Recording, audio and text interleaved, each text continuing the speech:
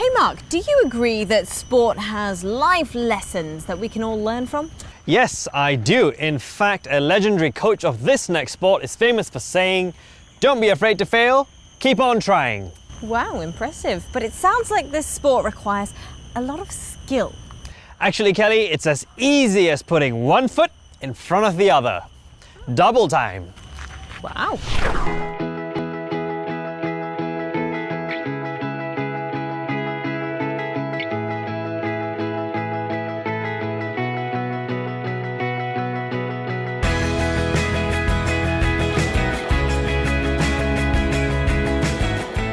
Hi, Shem. Hey, Mark. I'm ready for my cross-country run. Shall we go? Have you warmed up yet? No. Do I need to? Yeah, I think you should. Let's go for a walk. Okay. All right. Running has really grown in popularity for the last 8 to 10 years. And almost any weekend of the year now, there's a race of different distance, whether it's a 10K, a 15K, or even a casual 1-mile run down Orchard Road. So, Shem, tell me, what is the difference between normal running and cross-country running? Well, obviously, it's the terrain. On the road, you just strap on a pair of shoes and get going out the door.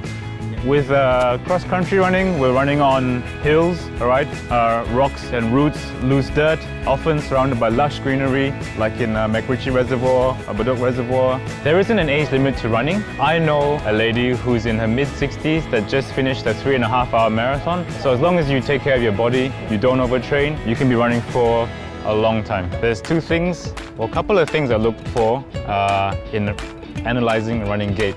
The first, and I guess the most important thing, would be an under the hip foot strike. Okay, so what that means is as your leg comes up, all right, the foot strike is the point at which the foot hits the ground, and I like to see the foot strike under the hip.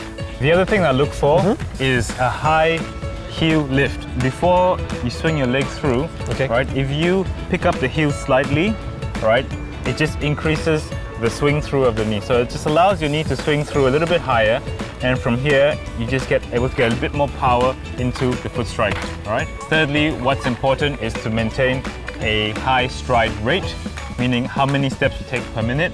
So I believe that efficient running takes place at 90 foot strikes per minute.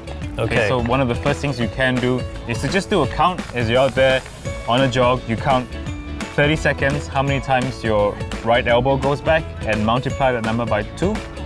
Okay? And that's your strike rate. The students that are training for the cross country coming up, I would say listen to the signals that your body is giving you. Don't train all out and hammer yourself every day. Pay attention to recovery. I think that's the best advice I can give.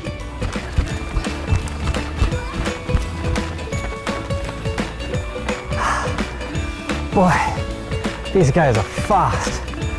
I'm gonna take a shortcut to the finishing line and check out the kings and queens of this year's cross country.